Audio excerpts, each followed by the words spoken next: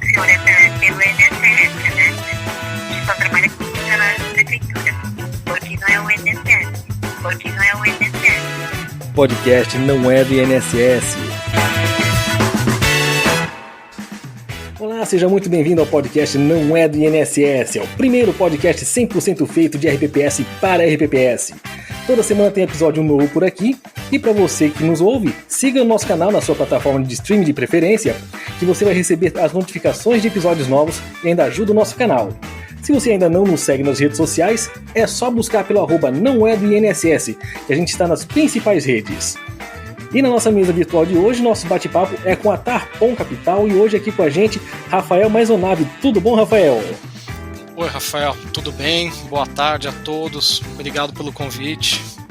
Eu que agradeço aí de ter aceitado aí o nosso convite e hoje, como diz aqui numa rádio aqui local nossa aqui, nossa estrela móvel hoje aqui, a Alessandra Cristina Hem, que é assessora financeira do Instituto de Previdência de Navegantes, minha colega de trabalho. Tudo bom, Alessandra? Tudo certinho, prazer em estar aqui com vocês, obrigada pelo convite, sempre bom discutir um pouquinho sobre o cenário econômico, conversar, é sempre muito bom. Obrigada pelo convite mais uma vez. Maravilha, pessoal. E como a Alessandra já bem adiantou aqui, né? Hoje o assunto é cenário econômico, né? A gente, agora no mês de outubro, a gente, na parte de investimentos, todo mundo está começando a trabalhar com sua política de investimento para 2024, olhando um pouquinho para a economia, um pouquinho para a parte política, que a RPPS sempre acaba olhando e gostando de olhar na parte de política, embora muita gente não curta aí na parte de investimentos, e aí ficou esse pepino aí pro Rafael ajudar a gente aí a resolver, entender um pouquinho de cenário, a perspectiva daqui para frente e alguma solução que a Tarpon possa dar pra gente. Então, Rafael, mais uma vez, bem-vindo aí ao nosso canal e, por favor, ajuda a gente a entender um pouquinho desse cenário, porque a gente sabe que, ainda mais agora nesse último final de semana, né, conflito em Israel, a gente tinha arcabouço e aí a parte política cada vez mais se aflorando. Conta pra gente aí um pouquinho o que a gente pode entender agora de todo esse cenário econômico. Bom, obrigado de novo aí pelo convite, Rafael, e só para deixar bem claro, né, a Tarpon, né, a nossa empresa, ela tem 21 anos e a gente é especialista em investir em empresas, né? Então, assim, nossa especialidade é sempre avaliar empresas, avaliar empresários, avaliar projetos. O macro, né, é uma ponderação muito relevante que a gente sempre considera e leva em conta, né, nos investimentos, mas a gente não tem, né, pesquisa econômica, não tem economista, então a gente é, né, um investidor que quer estar ao máximo possível bem informado, mas não é, né, vamos dizer, a nossa principal vamos dizer, força ou fortaleza. Mas, né, olhando para esse final de ano, esse finalzinho de ano que a gente está chegando, eu acho que dá para separar, né, a discussão macro em duas grandes matérias, em dois grandes pautas, né, a economia doméstica e o outro, né, vamos dizer, a economia lá fora, né, os principais movimentos lá fora. Eu acho que a gente começa até olhando um pouco lá fora como tem se comportado esses últimos meses, né, então, tirando esse evento que a gente teve, né, recente do final de semana, que eu acho que depois a gente pode passar, né, que é um fator de risco, acho que o principal assunto, né, que tem afetado, né, tanto o Brasil como diversos mercados, é o juros americano, né, que tem, né, atingido, né, patamares bastante acima, né, do que tinha há bastante tempo não se via, e o juros americano, né, dado, né, a relevância econômica e a previsibilidade, né, as instituições, ele é a principal referência de juros do mundo, né? Então, a gente hoje, né, entende que o juros americano tem feito, né, um efeito quase que arrasto com os juros de todos os outros países, né, e o Brasil não é uma exceção nesses últimos, vamos dizer, 2 meses, e lá a economia americana continua, né, com sinais de aquecimento, apesar dos juros já ter se movimentado bem acima do que estava. Então, quando a gente olha, né, para esse cenário hoje, né, de mundo, o principal, acho que, componente para se observar é a economia americana, como esse processo, né, deve se desenvolver, como que esse comportamento, né, que afeta todos os mercados, ele vai se desenvolver ao longo desse final de ano, e muito possivelmente, quando a gente olha, né, para a estrutura de juros e também alguns sinais, né, do próprio Banco Central americano, talvez esse processo já esteja na sua fase final, difícil, né, falar, claro, mas ele está num processo de um custo de capital que há muito tempo não tinha por lá. Quando você traz essa realidade para o Brasil, né, a gente viu as curvas caírem bastante, né, a partir de março, abril. Isso até fez com que a Bolsa tivesse alguns meses bastante positivos, né? E agora, mais recentemente, a partir de setembro, a partir de agosto, na verdade, a gente viu uma reversão dessa expectativa, muito em função dos juros, né? Quando a gente gosta de olhar dois juros, o pré-fixado, a curva pré-fixada e os juros real das NTNBs, né? Então, a gente viu, né, as NTNBs voltando para 6%, que é um juros real bastante elevado, né? E isso fez, né, assim como você tem, né, a dinâmica dos juros americano, os juros no Brasil têm o mesmo efeito nos ativos locais, né? Então é normal, né, que você tenha, né, uma correção, como a gente tem tido uma correção em alguns, né, ativos de risco ou ativos mais sensíveis a juros. Agora, a nossa percepção é que possivelmente, né, o Banco Central vai continuar reduzindo a Selic, porque a inflação aqui já teve, né, sinais mais evidentes que nos Estados Unidos, e aqui, né, o ciclo de aperto, né, começou antes, né, do que os Estados Unidos. Então a gente vai ter um pouco essas duas realidades interagindo entre elas, né? A Selic aqui possivelmente, né, voltando para níveis, né, menores, né, do que a gente passou, e o mercado americano ainda buscando, né, evidências de que essa política, né, que eles têm feito de subir os juros está, na prática, conseguindo atenuar a inflação interna deles. Então, eu acho que assim, o panorama geral, eu diria, Rafael, são essas duas grandes variáveis que a gente acompanha como panorama geral. Maravilha. Até porque realmente nos Estados Unidos a gente já não vê esse tipo de juros acontecer há muito tempo. Eu confesso que num passado recente, assim, de pequeno e médio prazo, eu não lembro de ter visto os Estados Unidos praticar um preço de juros assim, tão alto como estamos vendo hoje, né? Bom, você olha o juros nominal, né, e a NTNB americana chama as TIPS, né, que são os títulos indexados à inflação, né? Elas estavam negativas há 2 anos atrás, um ano e meio atrás, hoje elas estão rendendo 2% ao ano real, né, que mostra, né, que de fato esses juros, né, para a realidade americana é um juros assim, bastante alto e há bastante tempo não chegava nesses patamares, né? Então é um desafio, né? Então você pensa um alocador, né, de capital olhando para várias alternativas do mundo, né?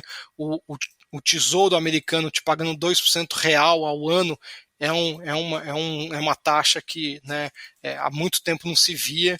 E muitos dos alocadores entendem que essa é uma taxa que tem uma atratividade bastante interessante, com que faz, né, que tem esse efeito que a gente tem visto, que o mercado chama, né, que é um pouco flight to quality, né, quando tem essas mudanças, né, e quando tem riscos que vão se somando, né, a tendência do investidor é ir, né, para onde ele consiga ter, né, uma boa rentabilidade e uma boa certeza, né, do investimento. E isso, vamos dizer, os Estados Unidos acaba buscando recursos, né, de vários poupadores, e a gente vê o dólar aqui no Brasil recentemente, né, a gente viu uma correção grande do dólar, e parte é por conta, né, dessa equação, né, que o investidor olha e fala, olha, acho que tem rendimento suficiente nos Estados Unidos, eu não preciso sair de lá para alocar em outros países, né? E nesse mesmo sentido aí, a gente vê, né, principalmente para quem é RPPS e ainda não tem esse tipo de investimento no exterior, né, não consegue ainda, não tem muito esse olhar lá para fora, talvez esse seria um grande momento para começar a olhar para esse tipo de mercado, né, não ficar somente no mercado interno, não que também seja ruim, né, mas que também é uma outra oportunidade também de se conseguir rentabilidade. Então, Rafael, aí, né, a gente vai misturar conceitos. Primeiro, né, eu acho que assim, né, a gente acredita muito, né, num conceito que chama ciclo de competência, né? Então, assim, o ciclo de competência, ele né, pode ser uma indústria, ele pode ser uma geografia, né? Então, assim, à medida que você vai expandindo, e você pode expandir, né, o seu ciclo de competência, a gente, né, geralmente a gente entende, né, que a forma melhor para se fazer isso é sempre, né, aos poucos, gradualmente, para entender todas as variáveis, né? Então, assim, querendo ou não, né, sabendo ou não, né, todo o mercado ele está sujeito nessas questões vinculadas, né, à maior economia do mundo. Então, assim, querendo ou não, você já está exposto, né, a esse tipo de influência. A questão é que a alocação ela vai demandar, né, bastante, vamos dizer, prudência, né, e fazer isso de uma forma cadenciada para você, né, não extrapolar teu ciclo de competência de uma forma muito rápida e que você vá, né, e o mercado americano, né, ele talvez seja o mercado mais arbitrado do mundo. Então, né, todas as questões relacionadas ao mercado americano eu acho que sempre tem que fazer com bastante cautela, por, né, envolver, né, uma dinâmica diferente da nossa, mas de certa forma é uma expansão que, né, quando você pensa em classe de ativo, em alguns, né, com horizontes de tempos longos, né, porque você vai misturar, né, seja renda variável, seja renda fixa com câmbio, então isso é um fator que também traz uma certa complexidade para essa operação, mas né, como diversificação geográfica, eventualmente pode ser uma oportunidade com, né, o horizonte certo e no tempo certo e fazendo de uma forma que não seja abrupta de forma a ter um resultado, né, por falta de conhecimento ou vivência nesse tipo de mercado, né? Maravilha. Alessandra, fica à vontade. Seguinte, né? A gente sabe que esse juro alto ele tem um objetivo específico lá fora, né? É conter um pouco a economia, é aquecer ela, segurar um pouco dos recursos que a gente sabe que aí Covid, pós-Covid, o mundo perdeu referência, né? A gente não sabia mais para onde que o dinheiro ia, como o próprio Rafa diz. Até nós aqui no Instituto de Navegantes começamos a investir no exterior exatamente no ano de 2020, mas a gente sabe que a característica da Tarpon é economia real, é empresa, é trabalhar ali com o setor produtivo. E a preocupação que eu vejo muito mais, claro que a gente sabe que tem esse fluxo que vai, quem não quer aproveitar 4,80, 4,75, né, de juro americano nunca visto, né, nesses últimos anos aí, dá para considerar os últimos 15, 20 anos, eu acho que a gente pode ter chego ali, né, no início dos anos 80, 2000, mas como que você vê a nossa empresa aqui dentro, né? A gente sabe que ela tá algumas empresas estão perdendo competitividade, a gente vê as empresas de consumo perdendo espaço. Perguntinha assim fácil para você, Rafael. A gente também está dando uma virada de chave, entendeu? E forçando, quem sabe, amanhã ou depois o nosso Ibovespa mudar um pouco a característica dele, colocar outras empresas que há tempo eu acho que mereceriam estar, né, sendo listada na bolsa, né? A gente fica muito commodity, a gente sabe que a importância da commodity, né, para a bolsa brasileira, para a economia brasileira, é ela que puxa, né, muito a nossa economia, mas será que não está na hora da gente aproveitar, né, esse momento e conseguir dar uma diversificada? Porque enquanto lá fora a gente tem acesso a 2.000, 3.000 empresas, aqui a gente sabe que é bem seleto, muito pouco pulverizada a nossa bolsa. Então, assim, Alessandro, é assim, né? Quando você olha o índice, né?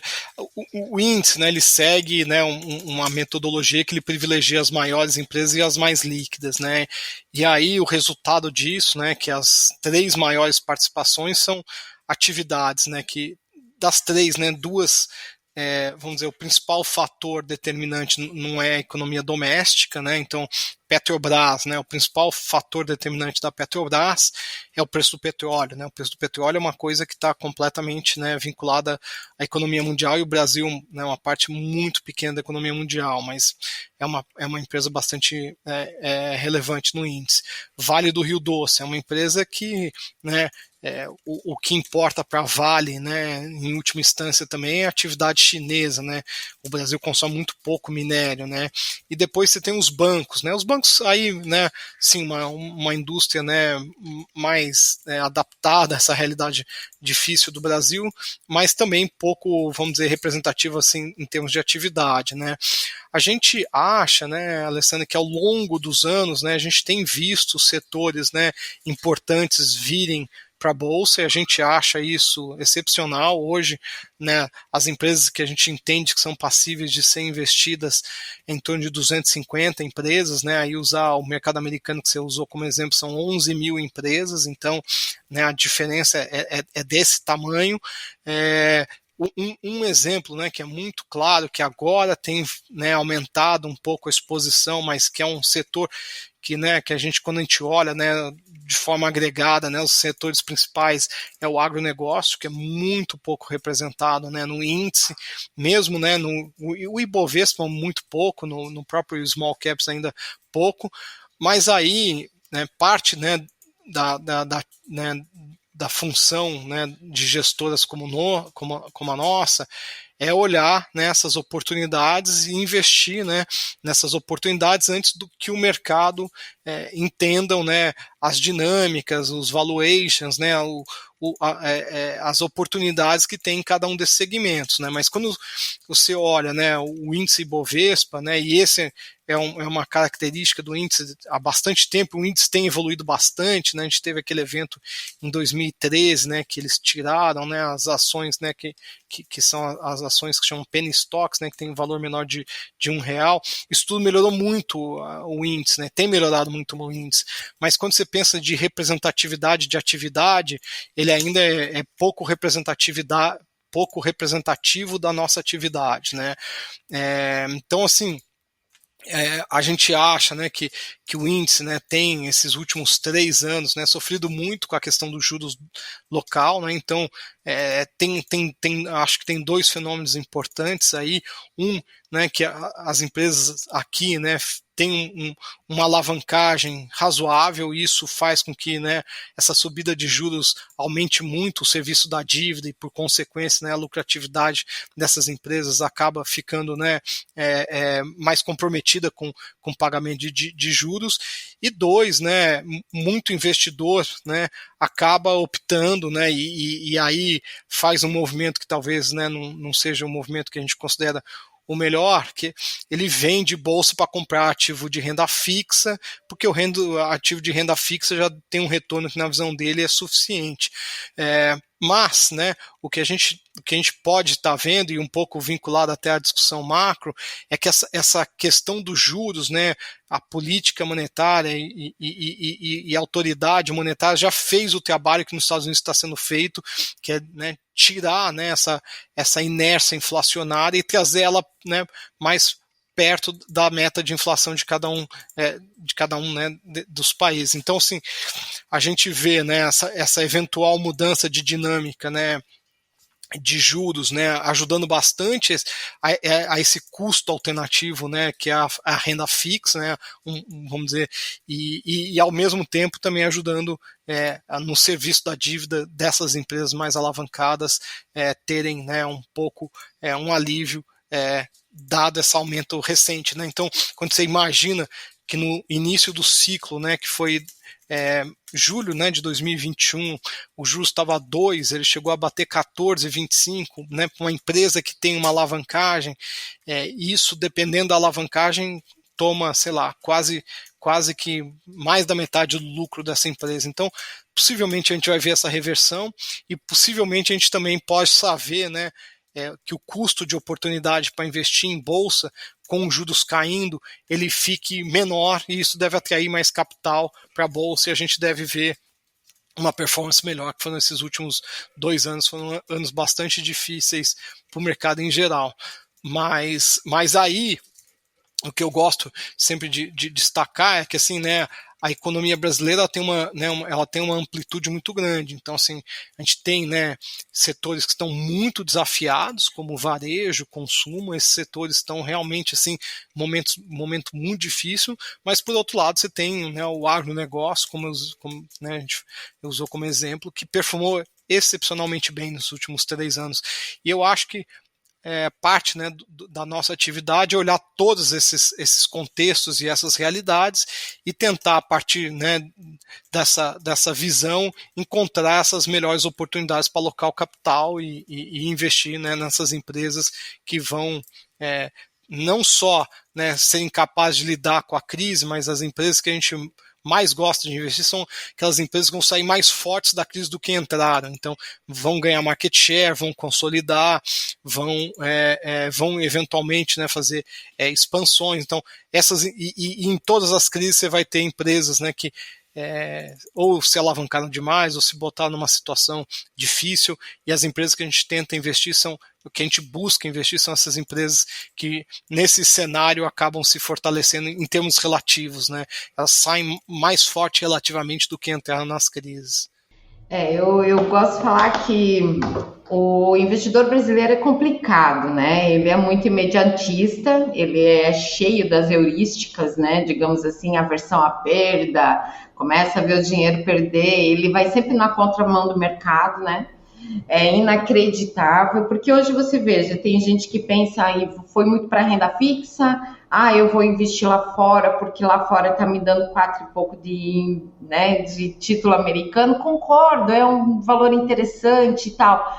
Mas quanto dessas nossas empresas aqui estão descontadas, né? Quantas que elas poderiam ser? A gente tem que olhar que até hoje, acho que foi ontem, foi essa semana que Campos Neto falou que a inteligência artificial pode ajudar o brasileiro, né, quanto à falta de conhecimento em economia, digamos assim. O conhecimento econômico do brasileiro é muito pequeno, né? Ele não, eu acho que deveria ser uma disciplina de segundo grau, digamos, né? Na minha época. Porque eu acho que as pessoas deveriam começar a ver, né? Porque houve aí muito Banco Central falar, eu vou mexer na Selic, vou aumentar a inflação, vou falar política monetária, eu vou mexer em juros, porque isso faz parte disso. A pessoa não tá nem aí, não entende o que tu tá falando. E por que essas variáveis são tão importantes numa hora de análise, né? E eu falo que para ver a proporção, nós que trabalhamos institucionalmente, né, RPPS, fundo de pensão, mesmo com todo o conhecimento, com certificação que é obrigatória, com busca de todos os, né, todo ano a gente está ali se reciclando, né, vai em congresso, aprende sobre isso, aprende sobre aquilo e continuam tendo 70% em título público marcado na curva. Né? A gente vê ainda que falta maturidade, né? Nós temos um percentual já considerável, né, de renda variável, gostaríamos de ter mais, né, Rafa, para poder aproveitar, né, essas oportunidades, porque a gente vê um mercado imenso e que é um ganhador de recursos, né? Ele tem uma dinâmica muito maior do que a dinâmica de renda fixa, né? Até pela própria característica, uma tu tá comprando dívida, outra tu tá realmente investindo, né? Por que o brasileiro não sabe investir no longo prazo? Eu sei que é uma pergunta complicada, mas você consegue ver dentro da Tarpon quem é que fica mais, se realmente é aquele investidor que tem um conhecimento um pouco mais aprimorado, sabe que a renda variável é um investimento de longo prazo, que você vai ganhar lá na frente e que a gente só está tendo aí uma oscilação, como aproveitando a deixa que a gente está vivendo aqui, uma iminência de uma enchente ou não, é só o nível do rio que sobe, nível do rio que desce, mas o rio não vai sair dali, entendeu? a gente poderia aproveitar melhor e deixar esse nosso mercado um pouquinho mais maduro? Então, você sabe que assim, né, a gente,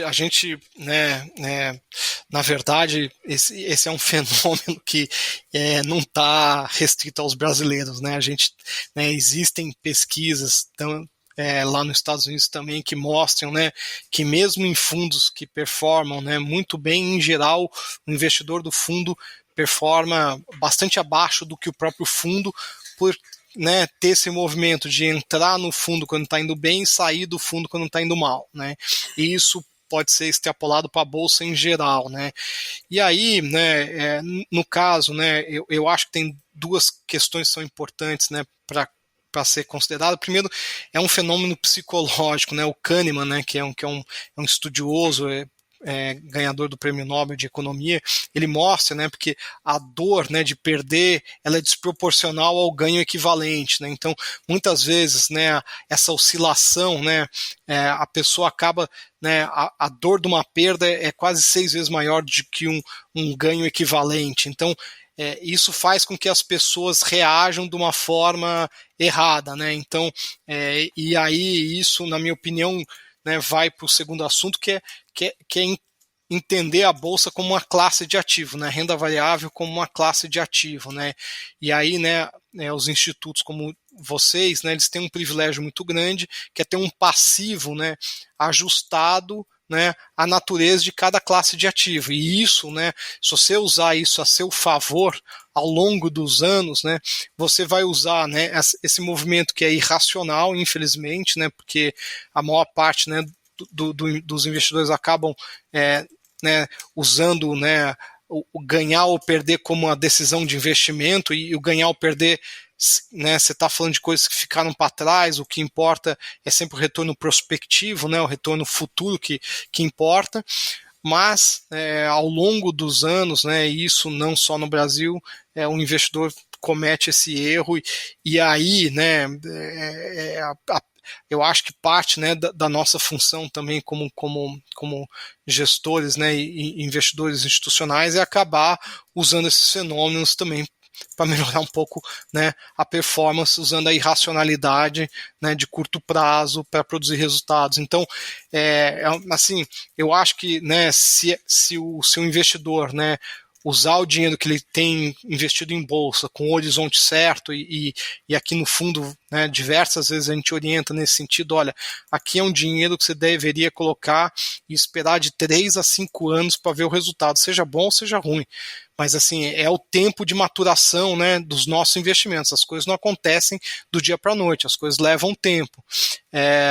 Agora, né, sempre tem, né, durante as crises, né, as pessoas que às vezes tomaram risco acima, né, da sua capacidade de lidar com aquele tipo de marcação ao mercado, e isso faz com que essas pessoas acabam, né, não tomando a decisão, né, mais correta, que é em momentos, né, de estresse, né, e acontecem sempre, são em geral, né, na sua grande maioria, momentos de oportunidade para compor a partir daquele momento.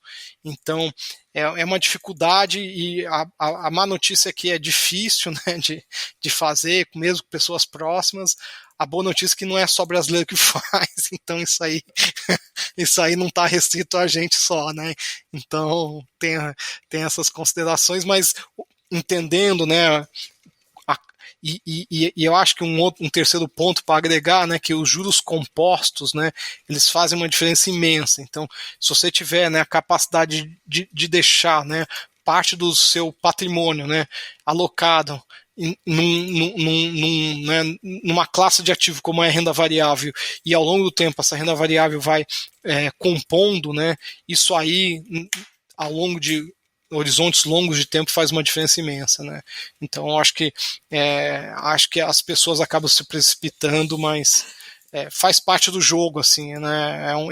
É quase que, né, a dor da perda acaba sendo maior do que a racionalidade sobre essas questões, né, de prazos maiores. Eu associo também a dor da perda a, não digo incompetência, né, mas muita gente não consegue analisar o cenário para frente. né? A gente está hoje, por exemplo, a gente está exatamente nessa situação. A guerra lá vai influenciar aqui, né? A situação lá fora vai vai influenciar aqui. Então a gente fica muito nessa dependência e a gente vê às vezes o mercado fazer uns movimentos que não tem nada a ver. Né? Não tem nada a ver ali com o PL lucro da empresa que você investiu, não tem nada a ver com o segmento que a empresa está agindo, não tem nada a ver com o momento econômico que ela está passando. Mas existe aquele belo, né? Eu quero ganhar rápido. Então, pouco me importa se eu estou comprando uma empresa fundamentada num bom segmento, que é uma empresa longeva, né? Longeva, como a gente vê lá fora, tem empresas de 50 aqui, a gente tem empresas, né, de longa data que estão ali, que são pujantes, que sabe que não vai quebrar amanhã, mas você troca ela e fica ali no compra e venda.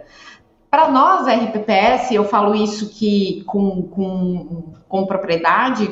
Quando você tira esse sentimento, eu sei que é agora que está passando, mas o meu dinheiro daqui é 20 anos que eu preciso ter, você não sofre tanto as oscilações no mês, né? A gente sabe que é difícil ter que bater meta, né? A gente está falando com o pessoal de RPPS, a gente sabe que lá chega no 31 de dezembro, vai ter alguém que vai dizer assim, poxa, você não bateu meta.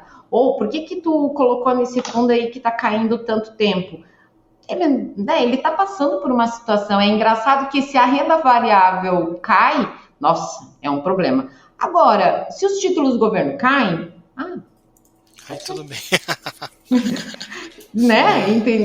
É complicado isso. Vamos chamar de tolerância seletiva, então.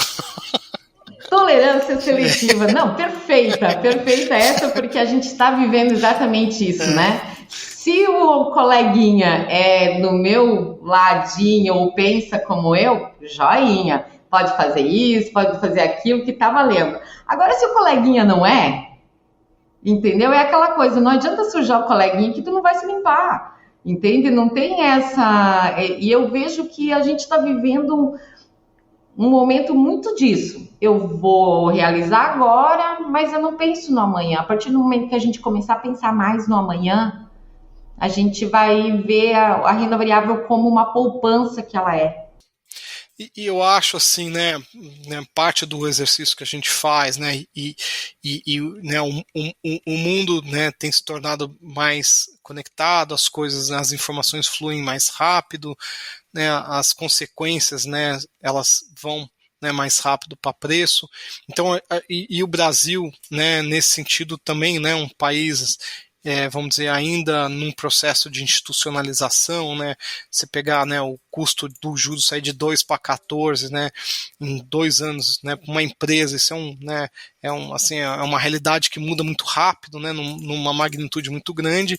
Então, dado que tem esse cenário, e esse cenário eu acho que não deve mudar, a gente também procura, né, investir nas empresas que a gente sabe que a gente pode dormir tranquilo, que nos ambientes mais difíceis, né, nos momentos mais difíceis, essas empresas vão ser capazes de, no mínimo, preservar valor. Então, assim, também parte, né, eu acho que do investimento é buscar é dado que a gente vai ter volatilidade, é dado que a gente vai ter problema, é dado que vai ter um maluco que vai soltar uma bomba em outro lugar e as coisas vão ficar complicadas. Isso aí aconteceu, né, sempre vai continuar acontecendo, infelizmente, né.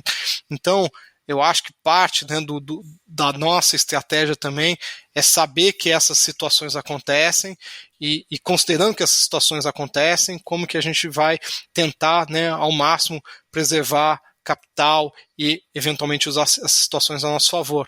Mas muitas vezes eu acho, né, que o importante, né, às vezes um fundo teve um ano mais desafiador, é olhar se o processo de investimento está correto, se as premissas que estão sendo usadas continuam sendo ponderadas, né, sendo premissas, né, que têm, né, o dever fiduciário, e a partir daí usar, né, o mercado para entender, né, porque naquele momento aquele fundo talvez não tenha tido a performance esperada e não usar, né, só a performance para avaliar tudo que tem por trás, entendeu? Porque às vezes, né, o que está por trás é um setor que está muito desafiador, que eventualmente vai ter uma reversão, é uma perda que vai ser, que aconteceu, mas ficou para trás, agora para frente já existe, né, uma nova perspectiva. Quer dizer, é essa avaliação que eu acho que é importante para não ficar, né, assim, superficialmente só usando o retorno como única variável de avaliação, né? Então, no fundo, né, quando você olha, né, uma alocação de capital como vocês fazem, exige, né, uma certa sofisticação para olhar o que está por trás das coisas que estão acontecendo, para olhar se as coisas que estão por trás fazem sentido, né, estão bem amparadas e isso, né, nesses momentos mais difíceis podem ajudar, né, a um fundo que talvez não esteja performando tão bem ou eventualmente, né, uma posição que queira, né, ser revista. Aí a gente vai para diversificação. A última, Rafa, que eu tô só, sabe, faladora, né?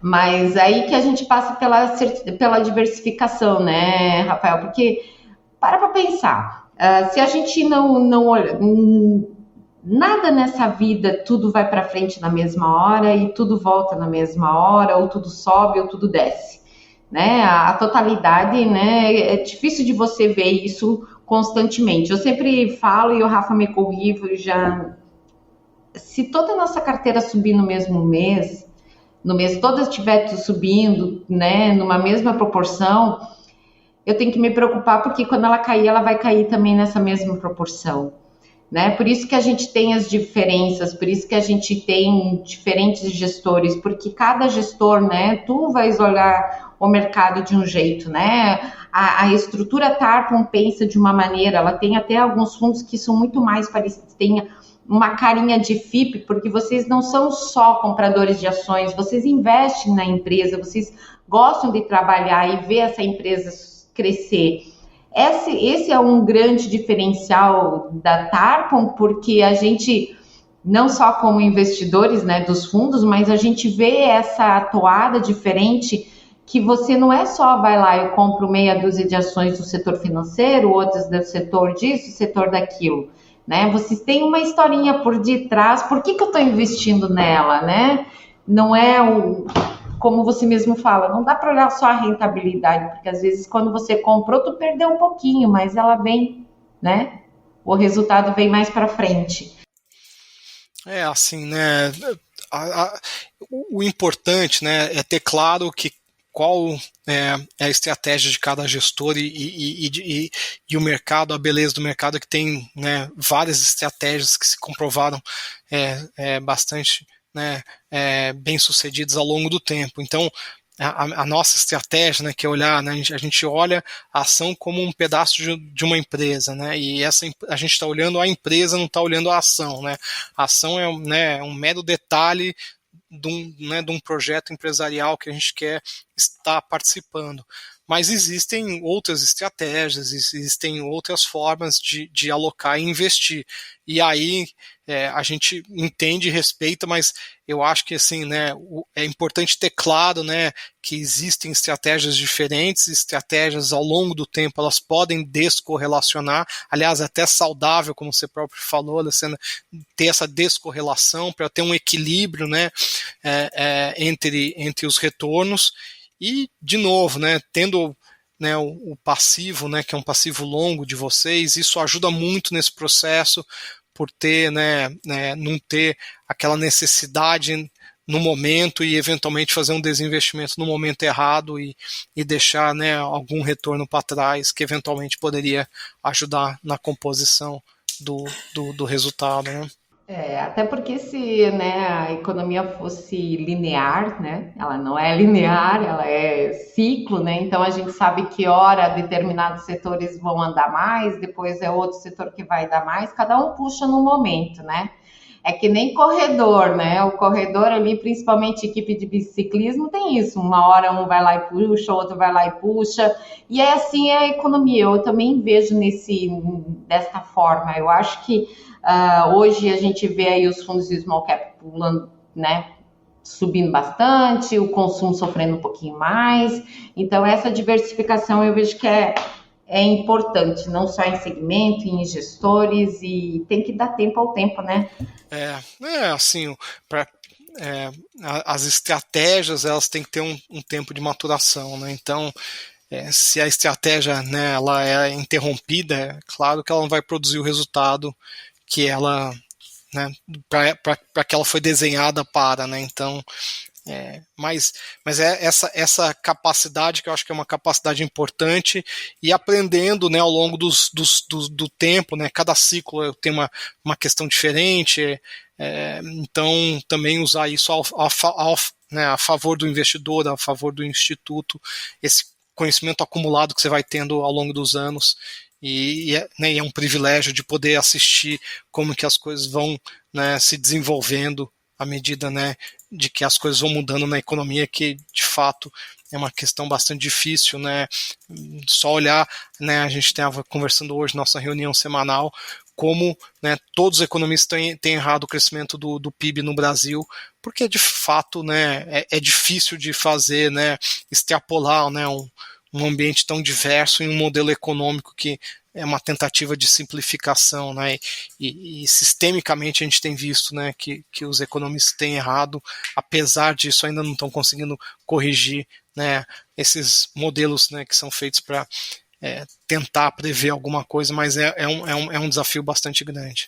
E nesse sentido, né, talvez até trazendo a cereja do bolo, qual que é a estratégia que a Tarpon vê nesse momento, nessa conjuntura toda, né, como sendo o grande desafio a se conseguir uma boa rentabilidade?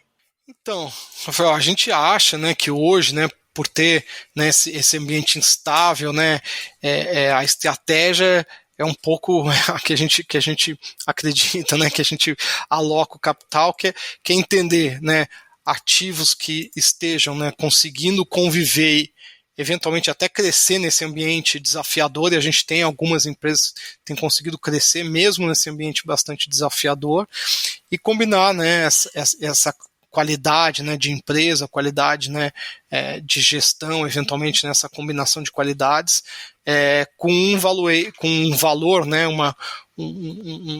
a gente chama, né, um valuation atrativo. Essa para a gente é a grande, essa combinação dessas duas grandes características, na nossa visão, é um grande potencial gerador de resultado, né, em cenários como a gente está, e de forma em geral, né.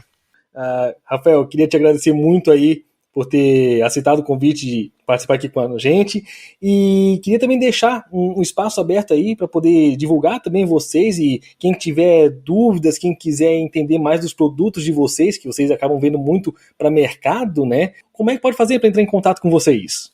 Rafael, obrigado aí pelo convite novamente. A gente tem um site, né, tarponcapital.com.br, tem todas as informações dos nossos fundos, e a gente, no segmento de RPPS, a gente tem uma parceria com o Sullivan da Dollar Bills, então quem tiver, né, querendo conhecer melhor, né, a estratégia, o fundo mais um detalhe, o Sullivan e o time dele faz esse canal com a gente, então fiquem super à vontade para procurar a Dollar Bills, e eles conhecem bastante, né, a estratégia, estão com a gente há bastante tempo. Né, porque realmente a gente, quando tu fala ali que a gente tem que olhar um pouquinho mais, né, além do que a rentabilidade que aparece ali nas lâminas, né, de 1 ano, 2 anos, 3 anos, é muito interessante ver como o gestor olha e está observando o mercado, porque a gente viu só nos últimos, foi que no último ano, né, 1 ano e pouco que a gente vem acompanhando um pouco mais, a diversificação de segmentos que vocês atuam, né, a forma como vocês olham no mercado buscando se antecipar a tendência de mercado, porque quando aparece para todo mundo, daí a margem acaba ficando sempre menor. Então eu sempre digo e parabenizo a gestão de vocês exatamente por ver o diferente, de buscar um pouco mais, que, né, a gente tem um mercado muito amplo, opções e oportunidades em várias áreas, e vale a pena a gente experimentar, porque a gente só vê realmente o trabalho do gestor quando a gente coloca ele na carteira e começa a acompanhar. Essa é a real, entendeu? Porque é muito bonito lá fora, mas quando você coloca ali dentro é que você começa a ninar o bebê, né? Não, Alessandro, primeiro, obrigado. E assim, parece um pouco quando a gente investe numa empresa também, é a mesma coisa. Para conhecer uma empresa de verdade, quando você investe, aí que você vai ver, né, como que as coisas são de verdade. Mas obrigado e estamos sempre super à disposição para conversar. Maravilha, aqui com a gente também aqui, bem aqui de back office aqui também a Gabriele da Dollar Bills que está aqui com a gente, né? Gabriele, se quiser passar o contato aí do pessoal da Dollar também para poder entrar em contato com vocês e entender um pouco mais dos produtos da Tarpon também. Perfeito. O contato da Dollar seria comercial@dollarbills.com, ou também tem o contato do Sullivan, que é sullivan@dollarbills.com. E complementando aqui, é um prazer estar acompanhando, né? Tá agregando bastante conhecimento aqui para o meu crescimento também. E muito boa live. Obrigado, pessoal. Obrigado mais uma vez aí pela presença de vocês, por ter aceitado o convite também. A Alessandra, a minha estrela móvel favorita, minha colega de trabalho, obrigado aí também por ter aceitado o convite de conversar aqui com a gente. Imagina, amigo, estamos aqui, se precisar, sabe que eu gosto muito, né? Se toda oportunidade tiver para eu poder dar uma faladinha, a gente fala um pouquinho sim. E parabéns pelo sucesso, eu gosto muito, eu acho interessante demais esse canal que tem, né? O RPPS hoje você encontra muitas oportunidades de você se conhecer, de você se aprimorar. Não perca a oportunidade, ainda mais esse aqui que a gente pode ouvir no carro, pode ouvir em qualquer lugar, né? Aproveite, não é do INSS, né, Rafa? Exatamente. Essa que é a ideia. A gente fazer uma conversa leve aqui, trazer pro pessoal e não ficar enchendo muito a paciência do pessoal com uma conversa, às vezes, muito aprofundada. Isso aí tem vários outros canais que tratam muito mais aprofundado o assunto. A gente aqui quer uma conversa leve e trazer uma boa informação pro pessoal. Gente, mais uma vez, obrigado aí pela presença de vocês, por ter aceitado o convite de conversar. E obrigado a você também que nos acompanhou até aqui. Na semana que vem a gente vem com um episódio novo. Até mais! Até!